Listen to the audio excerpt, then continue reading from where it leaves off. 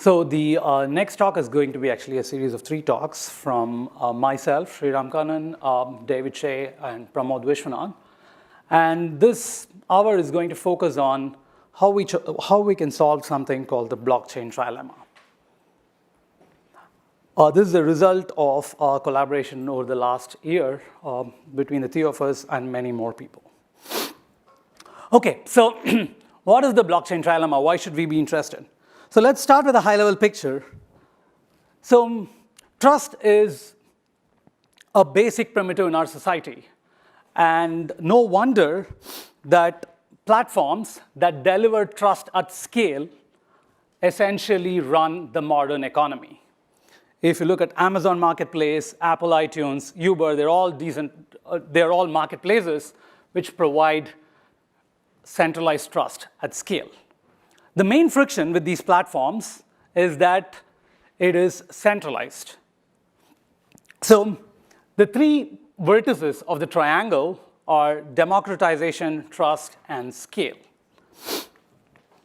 If you look at the edge between democratization and scale, in fact, this is not new. So there have been decentralized services like BitTorrent, for example, which were very popular in the development of the internet, accounting for a large volume of the internet traffic. However, due to the inability to give trusted outcomes and incentives, they did not take off and were replaced by other centralized services. If you look at the other edge here, it is services that provide democratization and trust. And this is really where Bitcoin, Ethereum, and so on shine. So it's a breakthrough in providing decentralized trust, but not scalable. Okay, so that sets us up for the 3 axes of the problem. Okay, so what does it mean in terms of real applications? In terms of real applications, there are many potential applications that can actually be run on a decentralized trust platform. I've listed a few exchanges were the topic of the previous talk, but many other applications, but they require enormous scale. Millions of trades, tens of thousands of transactions, and so on. However, our core blockchain infrastructure is unable to support the scale required for these real applications. While there are many promising projects out there which try to close this gap, still, there is a huge amount of progress that is required. Okay, so this lets us phrase the key topic of this session, which is the so-called blockchain trilemma, formulated and at least popularized by Vitalik Buterin of Theorem. So the 3 axes in the blockchain trilemma are decentralization, security, and scalability. And the trilemma asserts that it is impossible to get all 3 at the same time. No platform can be simultaneously decentralized, secure, and scalable. And indeed, this is borne forth. The intuition for this actually comes from the experience of trying to build these platforms. Platforms like Bitcoin and Ethereum are decentralized and secure, but not scalable. There are other platforms like EOS and Tron, which are secure and scalable, but not decentralized. And some others which don't have security proofs. So the question is it possible to get all 3? That's the main statement of the trilemma. Okay, so let's just look a little bit carefully at what it means by these 3 axes, because unless we define it, we will not be able to achieve it. So what does decentralization mean? Decentralization means that any writing access to the blockchain is controlled by some distribution mechanism, which could be the amount of compute power you have or the amount of stake that you have, proof of work or proof of stake. Security means that you should be able to defend against adversaries who are adaptive to the public state, and to be sure that you can comply with rational agents. What does it mean by scalability? There are really two different aspects of scalability, and they're nominally conflated. One is vertical scaling, what we call as vertical scaling. What do we mean by vertical scaling? The throughput, which is the number of transactions per second, or the size of the ledger, scales with the amount of resources per node. For example, if you provide a better network with lower latency, then the latency should go down. If you provide more bandwidth, then your throughput should go up. So this we call as vertical scaling, which is the throughput scales with the amount of resources per node scaling. But there is also a different type of scaling, which we call horizontal scaling. What do we mean by horizontal scaling? As we get more and more nodes in the network, the performance should improve with fixed amount of resources per node. So we call it as horizontal scaling. And computational efficiency, for example, each node can only process 1,000 transactions per second, but you have thousands of these nodes, so you should be able to process millions of transactions per second. OK, so that lays out the 3 axes for the blockchain trilemma. And the main question is, can we get all of these efficiencies, the scaling efficiencies, while preserving a decentralized and secure system? Okay. So that's the main goal. And our main claim is that indeed, we have an algorithm or a protocol called Trifecta, which achieves all these 3 properties. And what that means in terms of the picture we started with is you can have a new platform which is decentralized, secure, and achieves very high throughput. For example, in our implementations, we're already able to hit 250,000 transactions per second. So I'll let David first talk about vertical scaling. Thanks, Graham. So is the mic working? Yeah. Cool. All right. Great. So when we started thinking about this problem, we thought focus on the vertical scaling. So as Sreeram mentioned, vertical scaling basically means that you have a fixed network with a fixed number of nodes, and you want to scale your performance up to the physical limits imposed by the network. So, but it turns out that our solution to this problem gives a very strong hint on how to do horizontal scaling as well. So that's why I'll spend some time talking about the vertical scaling solution, and then Pramod will explain how this could be extended to achieve the horizontal scaling. So this work, this protocol that was invented to solve this vertical scaling problem is called Prism, and it will appear in the ACM security conference in November in London. OK, so first, we go a little bit more detail into the physical limits. So there are basically 2 types of physical limits here. One is you have a distributed network, and this network is connected together by pipes. And these pipes have bandwidth limit or capacity limit. So let's say C is the capacity limit. So that's one example of a limit. So for example, if your pipe is 250 megabits per second, then C is 250 megabits per second. On the other hand, there's another limit, which is how long does it take for information to propagate from one point of the network to another point of the network, potentially through multiple hops. And this is a speed of light propagation delay, D. So these 2 numbers, C and D, are attributes of the network, but we're running the blockchain protocol on top of this network. And so these 2 numbers impose a certain limit. And so when we started off this research, we thought, OK, so any protocol can have a point in this 2-dimensional figure, transaction throughput on the x-axis, and confirmation latency on the y-axis. Okay, so Bitcoin, for example, have transaction throughput 7 transactions per second, latency of the order of hours. So that's 1 point. And the capacity, C, of the network imposes a limit on how much transaction throughput you can get. Okay? If you only have 250 megabits length, then obviously there's a limit to how much you can push through, because this is a decentralized network, and transactions have to be exchanged between the nodes. On the other hand, the propagation delay puts a lower bound on how much latency you can get, the minimum latency you can get.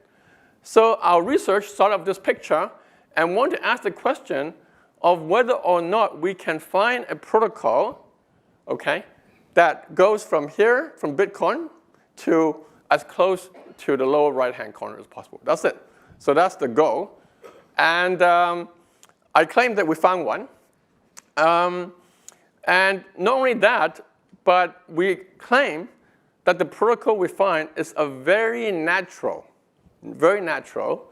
generalization of Nakamoto's longest chain protocol, which is the first blockchain protocol, so that we can simultaneously solve the scalability problem.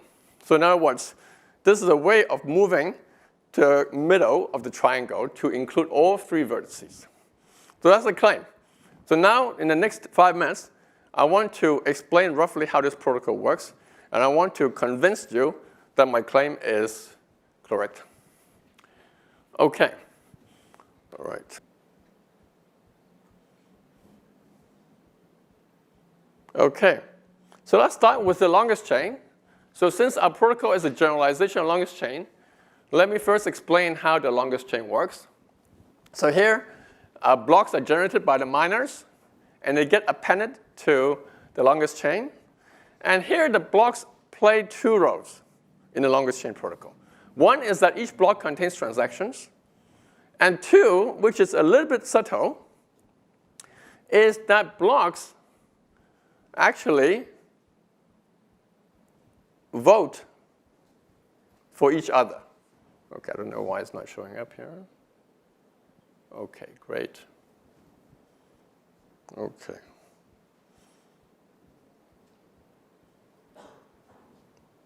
Sorry about that. OK, so blocks, they actually vote for each other. So we know that in, for example, Dali mentioned, BFT protocols, a lot of voting is going on. Here, although the protocol looks very simple, and there's no explicit voting, but actually there's implicit voting, because what happens is that as blocks get deeper and deeper into the chain, then after a while, they can get confirmed. So that means that basically you're waiting for blocks to go down, and each block that get appended implicitly is voting for a block above it. So as you accumulate votes, eventually you can confirm. And the more reliable you want, in other words, the smaller the probability of reversal, the longer you have to wait. Okay? So here we see the latency and the throughput is controlled by one parameter, which is the rate at which the blocks are mined, the mining rate. And so a very natural solution to improve both the throughput and the latency is simply to increase the mining rate so that you get confirmed fast and your throughput is also higher. But as we all know, when we do that, then forking occurs. And forking is a problem because forking decreases the effective amount of work you accumulate on the longest chain, and therefore make you vulnerable to attack. And as people know, the more forking you get, the lower your security is. So basically, the punchline, to summarize this picture, is that forking reduces security. And this picture is kind of a very prototypical example of why the blockchain trilemma is difficult. Because as we try to scale the throughput, for example, we give up on the security. So in this picture, there seems to be some kind of potentially fundamental trade-off between scalability and security. And that may be one reason why the trilemma is difficult to solve. So what we discovered is that this trade-off is actually not fundamental, but is specific to the longest chain protocol. And what we did was we changed the protocol so that this trade-off disappears. OK? All right. So we start with the longest chain again. And what we realized is that actually these blocks on longest chain is doing two many different things. They're carrying transactions, and they're confirming or they're voting for a previous block. So our goal is to try to decouple these two important rows from the longest chain so that we can scale up each of them individually. So let me first start by figuring how to reduce my latency. And a way of doing it is the following.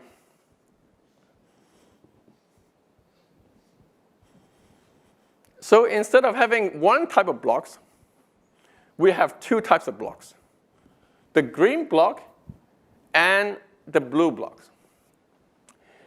The original longest chain, the security is maintained by one structure.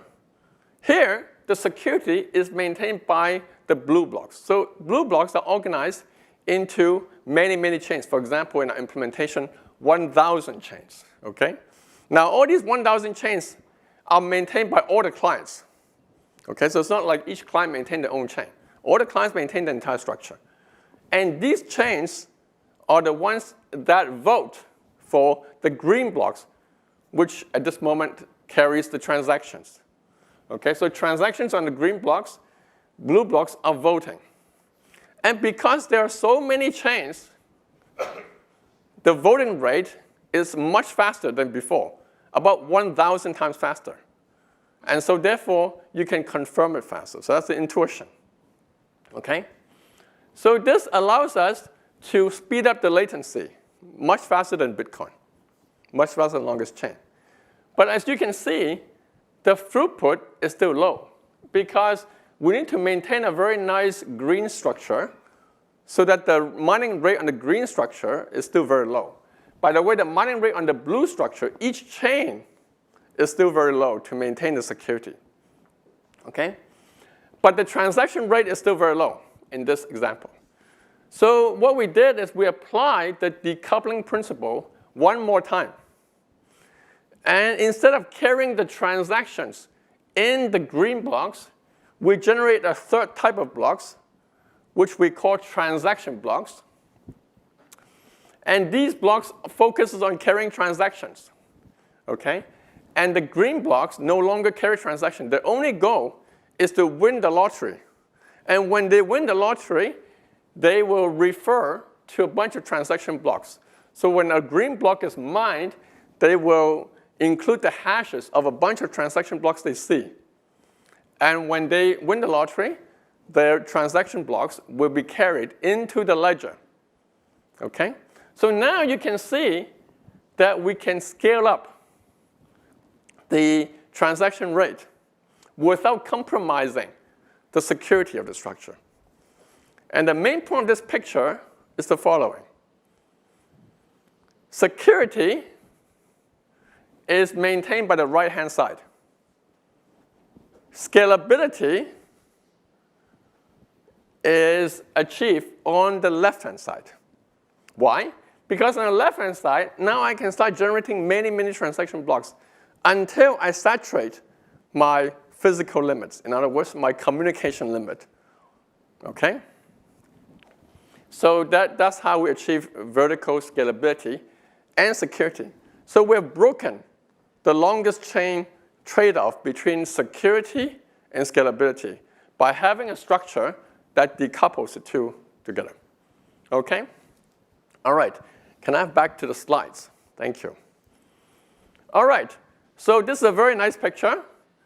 After 70 pages of calculation, we converted them into security theorems. We find that most of these security papers are at least 60, 70 pages long. So we thought we should have comparable length to add credibility. Okay? And the theorems basically says the following. First, Prism is secure. We have not compromised security. The same 50% security or 50 minus epsilon percent security of Bitcoin. However, our throughput is much higher. Our throughput can scale to of the order of C throughput. Actually, it's not exactly C. It's C times the amount of honest power in the network. Okay? Because the adversary can still do DOS. But this is very high, much higher, so roughly of the order of C. And third, our latency we can achieve is the following. It's of the order of D, the propagation delay, which is the lowest you can get, plus a term which depends on the probability guarantee, 1 over epsilon. This is the typical security parameter that people see in these theorems. log of 1 epsilon, divide by a key parameter m, which is the number of voting chains. So for example, the picture I had was 10 voting chain. The implementation we have is 1,000 voting chain. And this m, you can actually choose quite large, because each of these voting blocks are very small. They only contain a hash, a pointer to the proposal block. So it's very small. And so basically what you can do is you can make m very large so that the latency is now very insensitive to epsilon. OK? So just to dig that a little bit deeper, so the rough comparison can be summarized into this word. We achieve reliable confirmation via unreliable votes. So the left-hand side is the longest chain protocol. You have to wait for many, many votes to get deep so that the adversary cannot propose an adversary block that accumulates as many votes as you do. OK? Here, what we do is we don't have to wait many deep because we have many, many voting trees. As long as they're, for example, 2 deep, OK, then it's very hard for you to change many votes. Because to change votes, you basically have to fork off many, many of these trees. And although each one is unreliable, that is, it's very easy to fork off, to fork off many of them, like 500 of them, is very, very hard. OK? For example, if the reversal probability is 0.35 on each of these chains, to reverse, on the average, you can reverse 350 chain. But to reverse 500 chain is extremely difficult. And that's where the second term comes from. Cool. OK. So as I mentioned, we implemented this. And here are some results to convert the theory to actual implementation. So this is a paper we recently put on the archive. To give you some idea of where we are, this is a run on EC2 instances. And these experiments, we compare 3 different protocols on exactly the same experimental platform. Algorand, longest chain, Prism. For longest chain, you can trade off throughput and latency. So the y-axis is latency. The y-axis is throughput. They're both on log scale. For Bitcoin, you can trade off by choosing the block size and the mining rate, and we do this trade-off. Beta refers to the amount of adversary power that you want to tolerate, 20%, 30%. Algorand, you can see the throughput is pretty constant. You can achieve beta equals 20%. That's the number they shoot for. The throughput is of the order of 1,000 transactions per second. OK? And finally, Prism, each of these points is only 1 point. There's no trade-off. For Prism, there's no need to trade off because we've completely decoupled security, the latency, and the throughput. So we can simultaneously get the best. But for different beta, you have different points. And we're getting throughput of the order of 75,000 transactions per second, latency of the order of tens of seconds to 100 seconds at high security level, 44%. Good. All right, so that's all I have to say. I'll pass the baton to Pramod.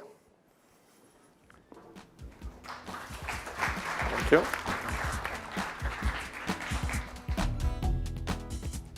Thank you, David. So we talked about scaling, and the focus there was on vertical scaling. That is, for a given node, fixed number of nodes, but each node just got better. You bought a next version of your computer or a server from a laptop. And in the second part of this scaling, I'll focus on horizontal scaling. My name is Pramod Viswanath. I'm a professor at the University of Illinois, colleague with Andrew Miller, and part of this collaborating team. And we're focusing on scalability. So if I go back to these axes that Sreeram introduced, we're focusing on scaling, but on this horizontal scaling. What's this notion? That we fix each node's capability. So that means the resources per node is kept constant, but the number of nodes is increasing. And we would like the performance, throughput, to improve as you have more nodes. If you double the number of nodes, you would like your throughput perhaps to double. That would be sort of linear scaling. And the resources per node is kept constant throughout. Resources, I would like to think of storage, compute, and communication. And really the name for this kind of a scaling or performance in blockchain literature is called sharding. And what it really means is that if you have more nodes, keeping the adversarial fraction the same, your performance just becomes bigger. And I would like to emphasize this. Sort of the three aspects to the resources per node is kept constant. And so these are three things that we'll keep in mind: storage, compute, and communication. Why is this sort of a hard thing? The key sort of phrase here is how blockchains are designed, which is this notion of full replication, which is that all nodes in the system maintain the entire state of the blockchain and participate in validating the state. So in this case, let's say in the longest chain protocol, you maintain the states. All the nodes maintain the entire network and participate in the validation process. So if you have more nodes, then that doesn't change. They're also doing the same work. And what improves is security. If you double the number of nodes, your security just got better. But they were not scaling in the sense that the throughput did not change. And one way to do is that if you double the number of nodes, I could say half the nodes, what were there before, maintain one part of the ledger, A. The other half, which you now have, maintain another part of the ledger, B. And so this scales in a way because now you have just half the number of amounts to keep track of. So you potentially get away with less compute, definitely get away with less storage. And but the security is now not increasing with the fact that you had doubled the number of nodes. Security stayed the same. And the key question, which is the key part of this trilemma, is that can you do both?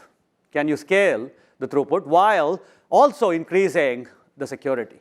Ideally, you would like to have, if you double the number of nodes, you would like to sort of double the throughput and double the security.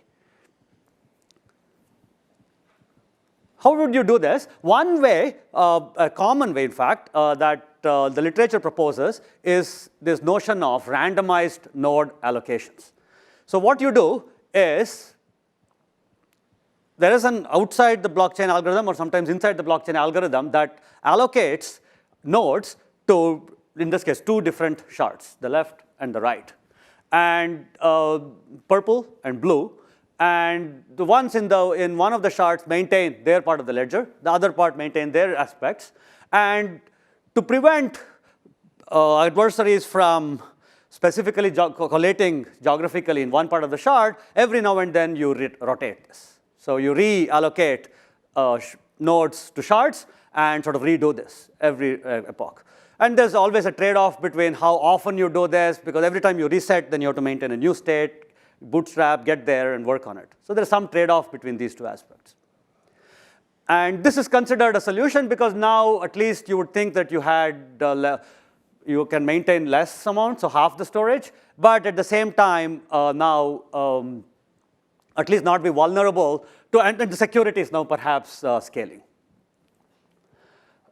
But there are some problems associated with it, and I want to identify one at a time. The first one is that there has to be a way in which you allocate a node to a shard, which means you need to identify the node, which is a core thing. You need to be able to have an identity associated with a node to be able to allocate it. And this is different from blockchain, where anybody can be a miner, and whoever was a very active miner in 2018 is no longer active in 2019. So you don't need to be able to have a continuous identity to be able to participate in the network. This is one problem. Another aspect is that it's true that you're randomly shuffling and reallocating nodes, and that might protect against what you may call sort of static adversaries, which are a fixed number that they come in adversarially and they stay that way. But really, one can think of a little bit more powerful adversary, which what one would call adaptive. That is, they're not adversarial to begin with, or maybe they are adversarial, but at some point they may go and co-allocate after they have been assigned to the nodes. One way to think about it is that you know which node you've been allocated to, and it's not like you're adversarial to, or you need to be shaken down to become adversarial. I'm ready to be bribed. So I could go and sign up on a web page that I've been allocated on this shard, and there could be collusion among the people within the shard to be able to corrupt that part of the ledger. And so this is another vulnerability. So, and even if you're sort of shuffling the nodes, it's still vulnerable, because after you've been allocated, then you could pick up the nodes. And so this is another issue. So there is a security. So shuffling is not going to be OK if your adversary can adapt to where you are. The third thing is that even if you allocate just randomly, the fact is, if you want to have many, many shards, then you'll only have a few nodes per shard, and it won't be sort of proportional. So if you had, in this case, 4 out of 10, or so something like 40% adversarial power, it's not like it's maintained the same in every one of the shards, simply because the numbers are smaller. So if you want to maintain the proportion, then you really should have very few shards. And this is sort of a problem 3, where inherently, even with random allocation, without worrying about the adversarial, the adaptive aspect of the adversary, you really need to have large enough sizes to be able to have proportional representation of the adversary.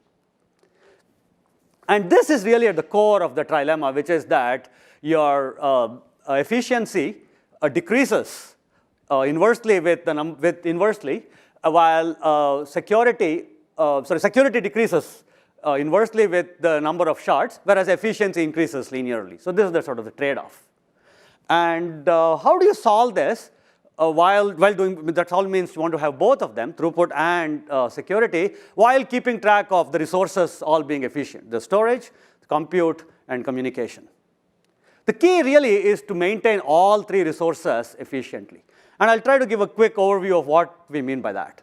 So let's try to say that, let's focus, there are 3 things I said, storage, compute, and communication. I'll focus on storage and compute here, and Sreeram will pick up again with the communication aspect. That's sort of the more subtle part here.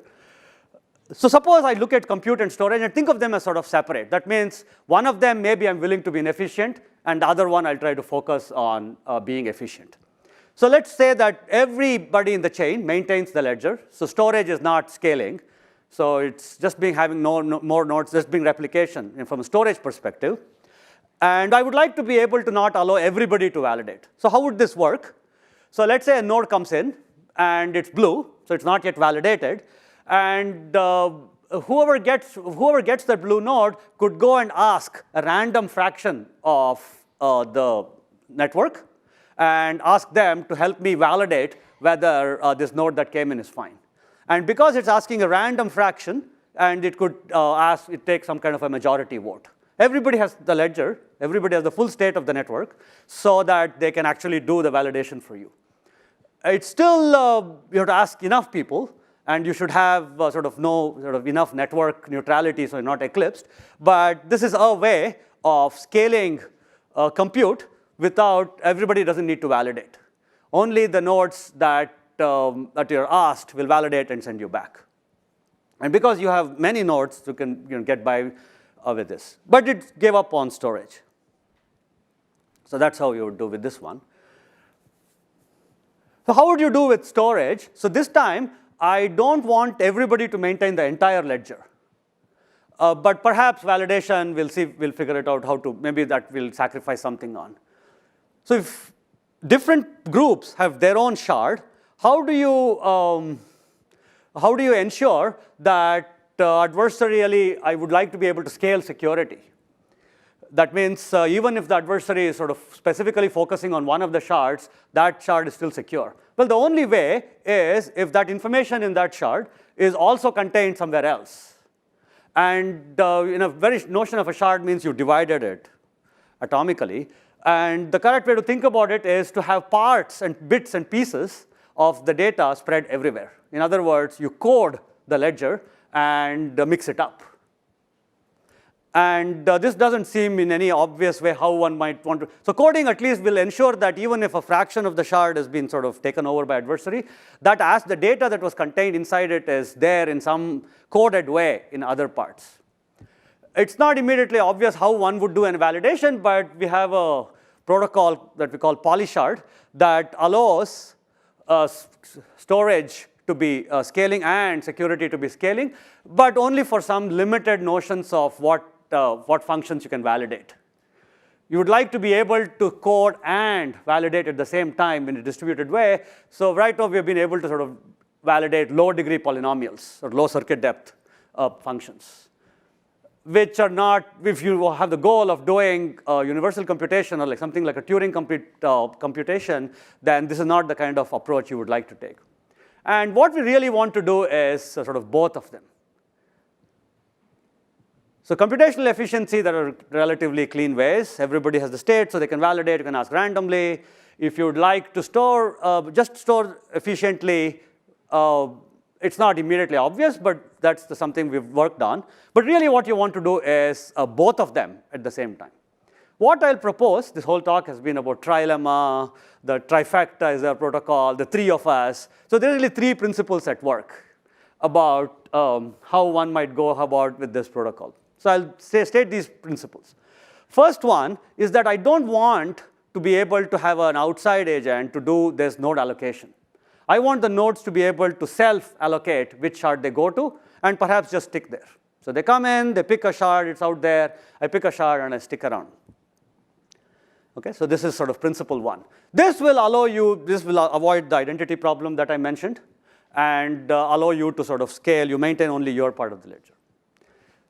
Okay, first one. The second one is that they're maintaining their own ledger, but they have to have some commonality to be able to share this, to be able to scale security. And the commonality here in with respect to the talk that David just gave are the proposal blocks and the voting chains. That's where the security was coming. They are relatively lightweight. They're just pointers and hashes.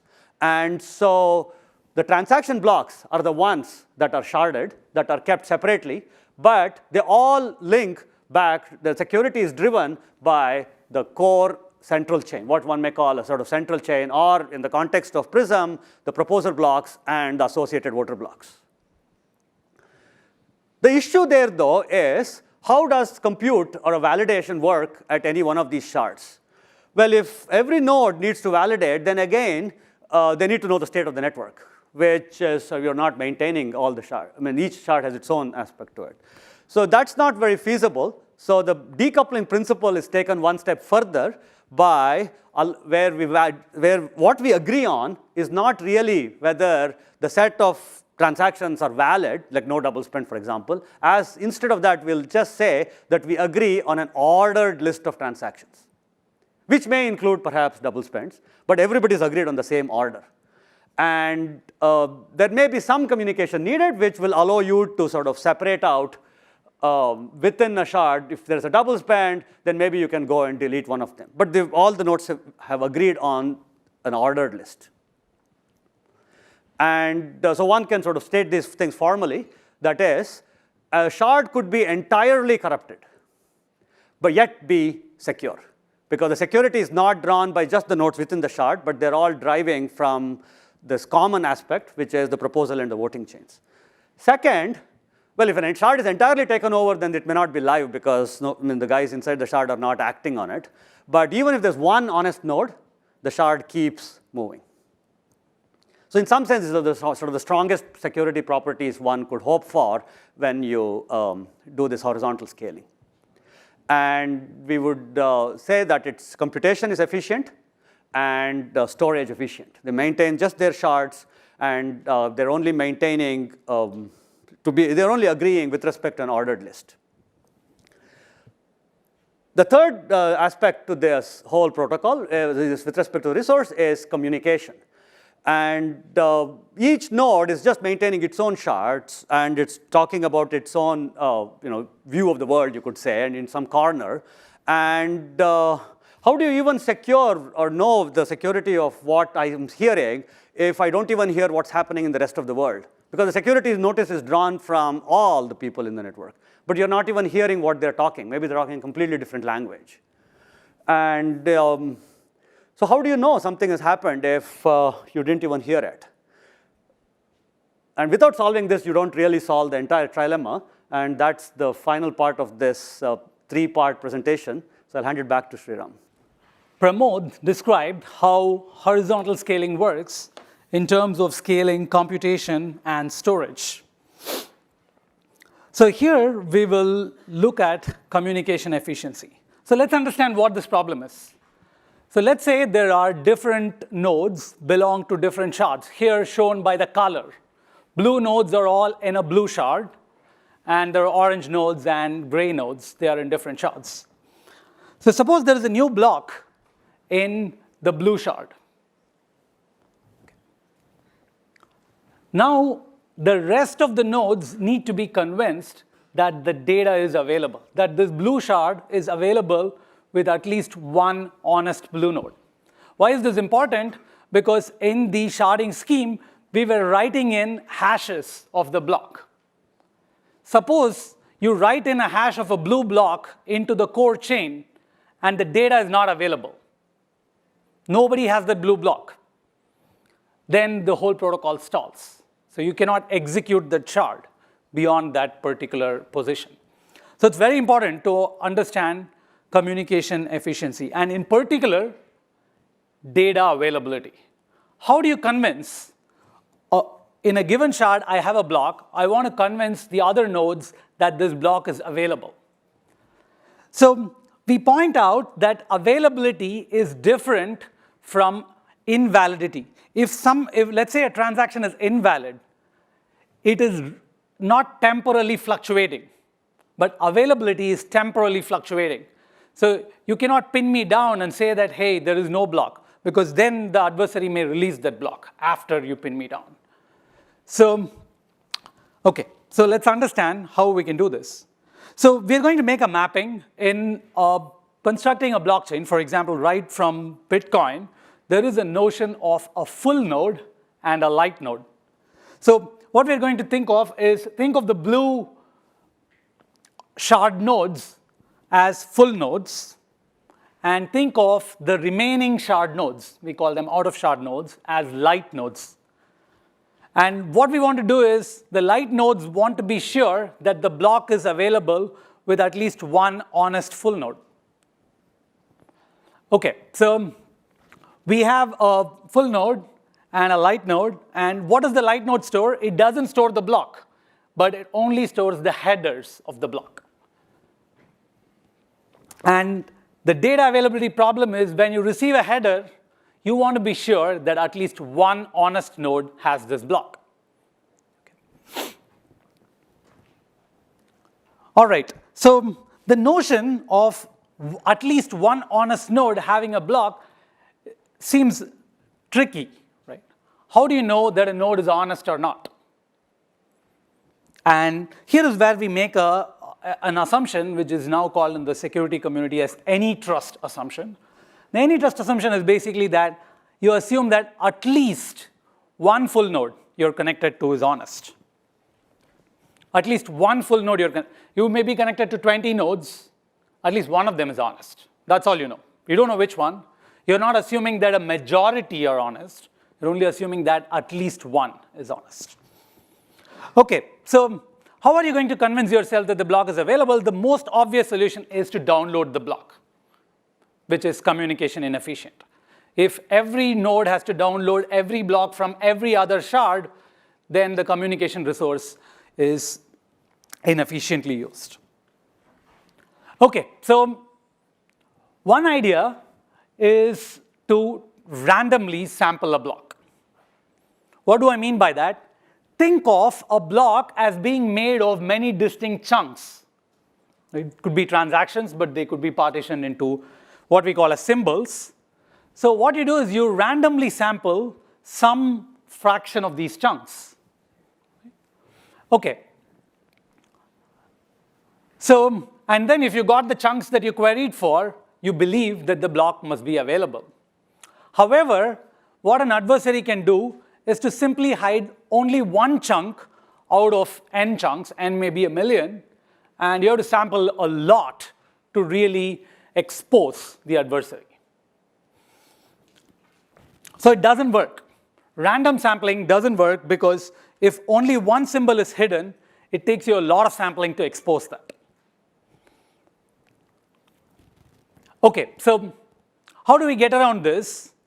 So this idea here is, can we use codes? So what do codes do?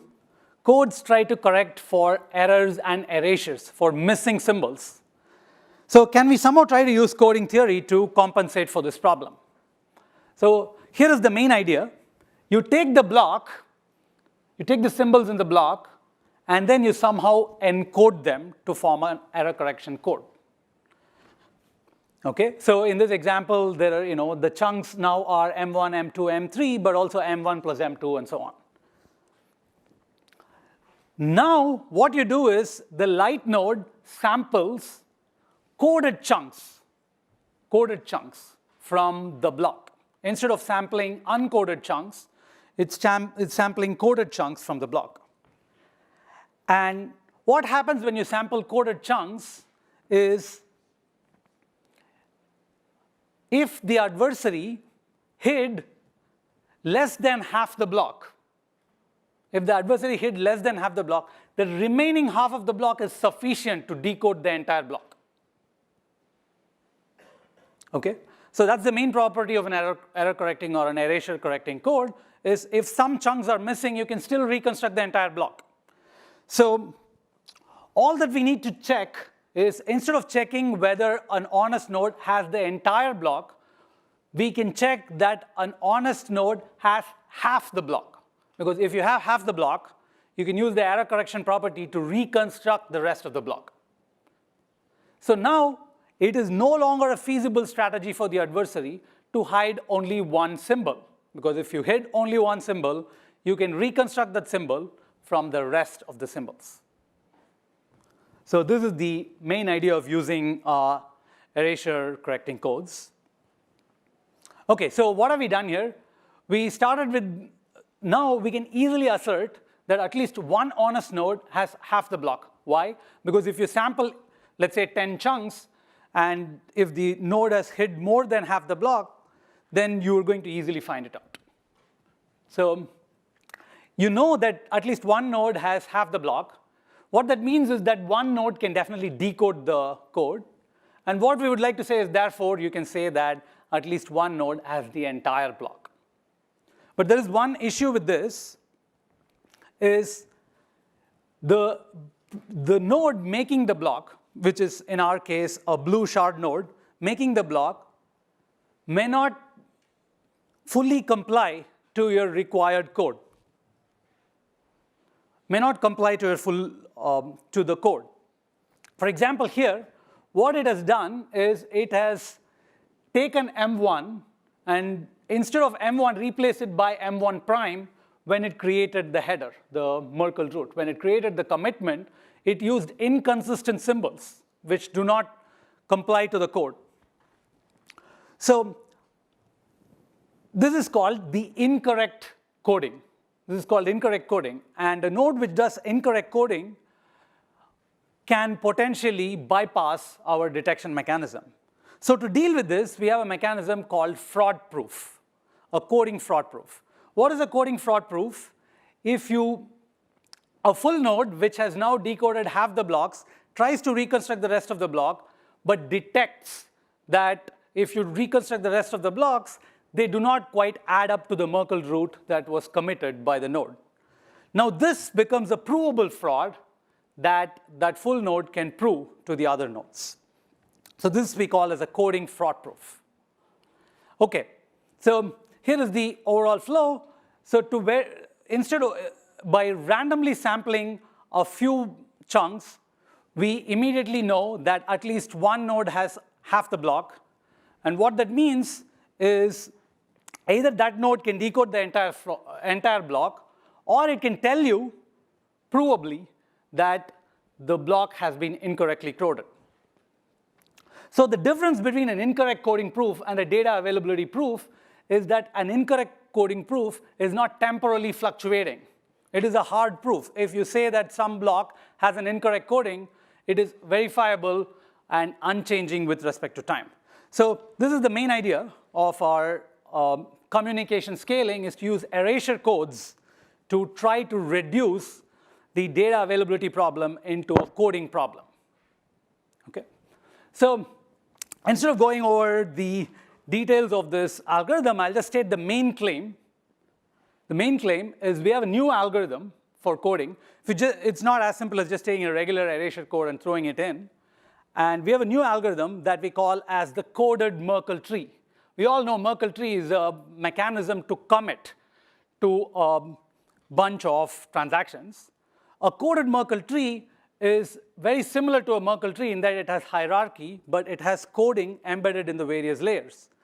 And when we use a coded Merkle tree, we can achieve not only a few bits that you download, but also, if you look at the third column here, it's called the coding fraud.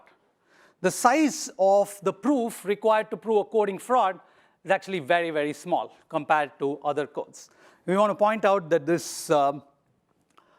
was a different code called the 2D Reed-Solomon code constructed by Mohammad Al-Bazam and Vitalik Buterin in a recent paper.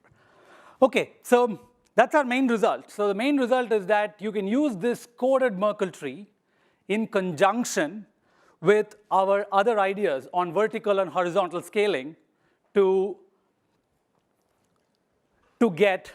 solve the trilemma.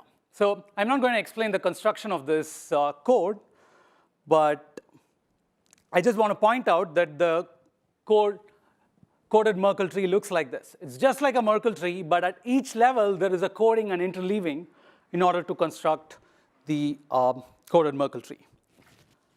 OK, so now that we have described the various aspects of our solution, we had Prism to do vertical scaling. Pramod described how horizontal scaling can be accomplished by the three principles, and how I described how coded Merkle tree solves the communication efficiency problem. Now let's see if we can take all of these ideas and actually deploy them on a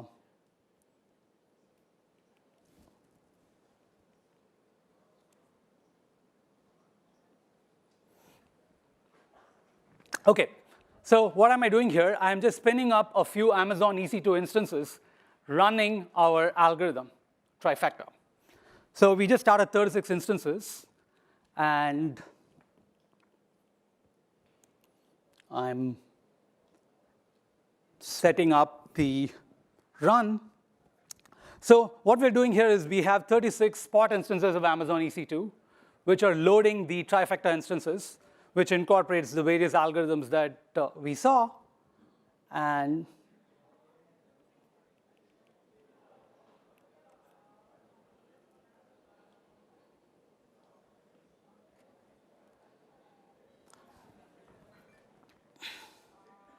OK, and then I'm just starting the demo.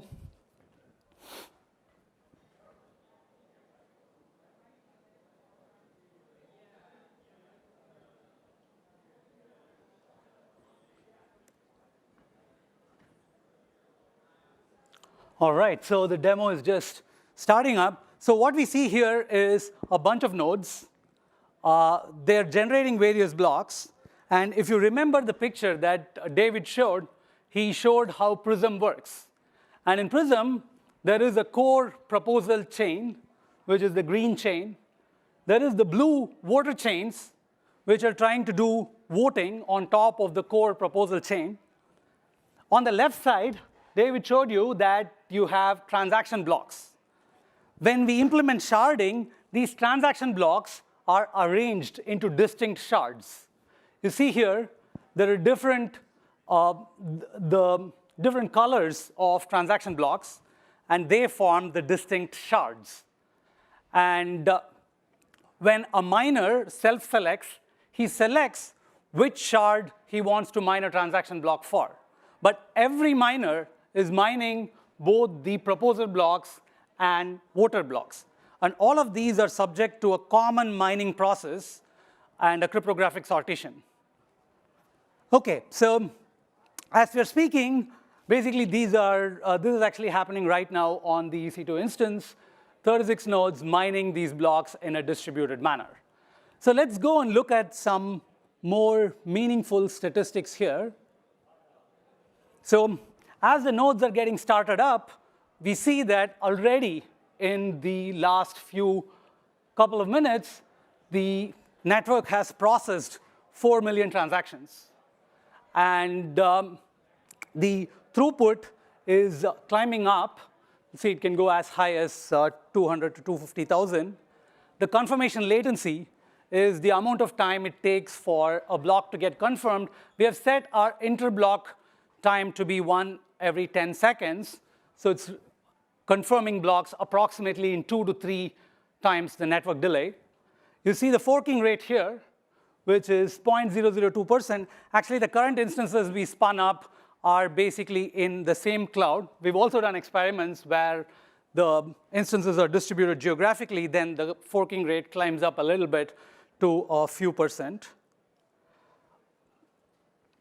So you scroll down, and we see in the dashboard various different shards. So in this experiment, there are 6 shards. There are only 36 nodes.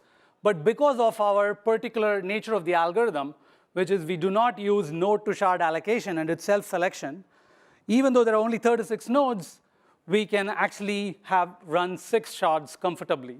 And each of them are basically contributing to 30,000 transactions per second, which are adding up to the 200,000 transactions per second.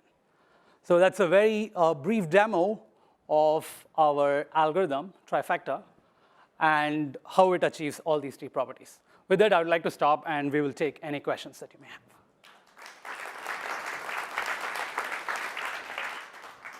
Yeah.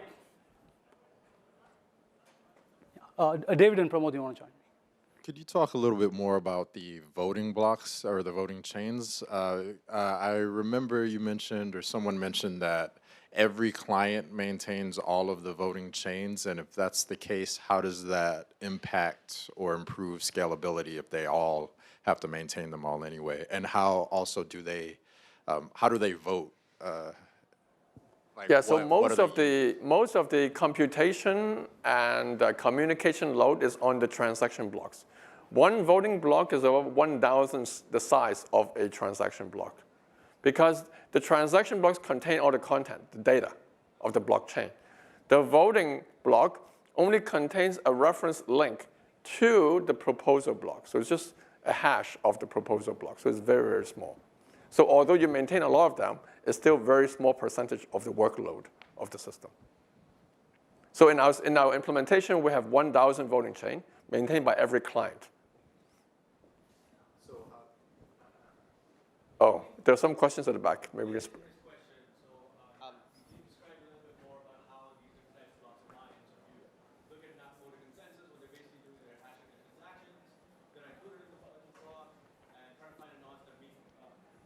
Nakamoto consensus, the mining process, the computation that's really happening is they're trying to find, they're hashing the transactions and trying to find a nonce that meets the difficulty target.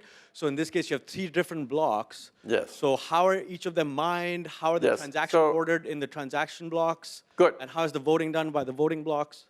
So many questions. How does it work? But let me answer one of them, and then we can take lunch, and then we'll answer the rest. So the first one, how does it work? So you have a difficulty threshold, right? Let's call it tau, okay? Now, suppose I want to mine 2 types of blocks, just 2, just to keep notation simple. What I do is I have another threshold, tau over 2. If it's less than tau over 2, it becomes a red block. If it's between tau over 2 and tau, it becomes a blue block. So that's how I sortition into 2 types of blocks through the same mining process. For your remaining questions, let us take that offline, because people want to go to lunch and so forth. Oh, we can take one last question. Yeah.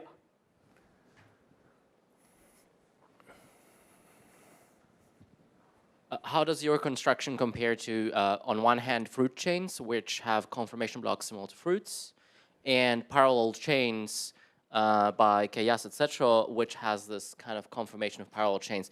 Is there some similarities, or how do you differ? Yeah. So first clarify, first question, fruit chain, yes.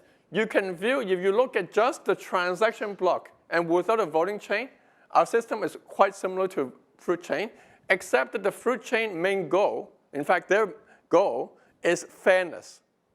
our goal is to maximize throughput. So that's the two different goals altogether. But the mechanism is indeed related. We mentioned that in the paper. The right-hand side is completely new, completely different. In terms of the relationship with the parallel chain paper, first of all, I should say that our work and their work is independent work. They both came roughly at the same time. And we have a lot of discussion with them. But you're talking about their solution basically achieves either good latency or high throughput, but not both at the same time. And we achieve both at the same time. I'm happy to go into more detail offline. Thank you so much, everybody.